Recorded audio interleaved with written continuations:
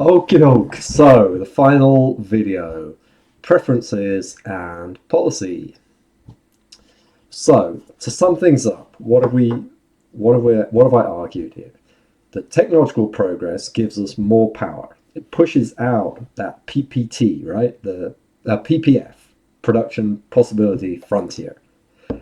We can use that power in different ways, including increasing production and consumption of goods and services, and improving environmental quality. The EKC tells us that when we have little consumption and lots of environmental quality, we use increased power to boost consumption at the expense of environmental quality. But when we have a lot of consumption and not so much environmental quality, we use our increased power to boost both. It's the logical conclusion, right? We will turn upwards to the right instead of down to the right. So, is a bright future guaranteed?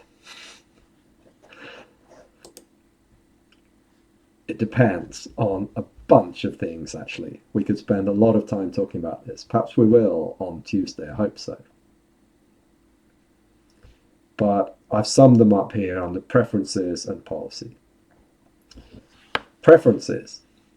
If each individual cares a lot about environmental quality and little about consumption goods, well, and if we have democracy, which is the policy part, then the future should be bright. But because of the problem of externalities, my purchase of polluting goods affects others far more than it affects me, or in particular for firms, my use of polluting technologies affects others and not my firm. We need policy, right? So clearly we want people, the more people care about the environment, if that's reflected, that's great, but we need policy to turn that into action. Okay, we can't expect just people's individual preferences to somehow magically lead to firms choosing clean technologies. We need the preferences to drive the government policy, which then drives the firms. Okay.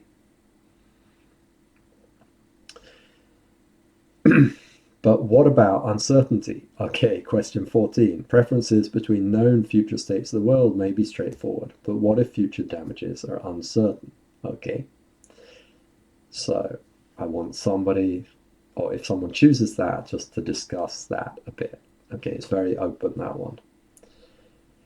Those who own capital, those who own firms and equipment and so on, the value of which is dependent on continued pollution, so like coal-fired power stations would be an example of that kind of capital, right? They may have interests that diverge from, they're not the same as, those of the majority. What's the problem with this? Shouldn't the majority, like it's democracy, the majority will get their way, right? Or not, perhaps. Maybe we can talk about that a bit on Tuesday. Okay. Policies. So, as I said, we need policies to solve this coordination problem, to make sure that people and firms choose options that contribute to the best overall outcome. Policies can take the form of things like pollution taxes or bans on certain technologies, etc. They must evolve constantly to keep up with the changing economy. Why is that? Well, if we're here, if this is our PPF, we actually hardly need any policy, right? Because we can just let it rip and the pollution, it will still have great environmental quality. We don't need to worry. But if we're on this PPF and we let it rip, we'll be down here. We don't want that. We want to be here, right? We want to sacrifice some consumption to get a lot more environmental quality. And that's when we need policy. So the policies need to adapt as technology changes. Okay, it's not rocket science, actually. It's pretty logical.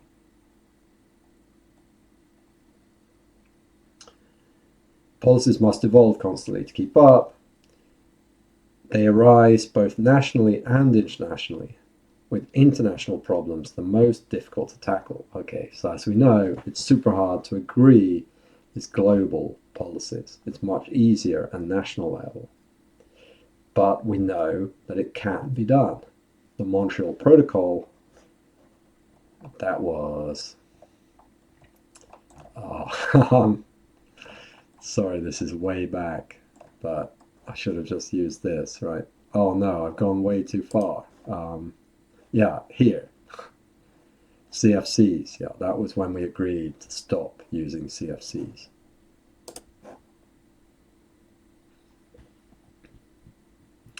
It can be done. Okay. So one thing that might make it easier to agree on tough policies is if the downside of not agreeing is much bigger than the upside of making policies too tough. If we think we've got uncertainty, we don't know how tough they should be in the best case. Okay, but if we maybe, it turns out things weren't so bad and we didn't need those very tough policies, what would be the loss from introducing policies that in retrospect turned out to be too tough compared to the loss from not doing anything? Okay, that's what this Hassler et al. Paper is about. I think it's quite nice. So if someone has time to look at that, it would be super interesting. And finally,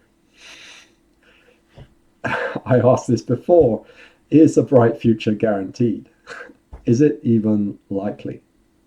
If someone wanted to speculate about that, think of some arguments in different directions, picking up on things I've said or other things. That would be super nice.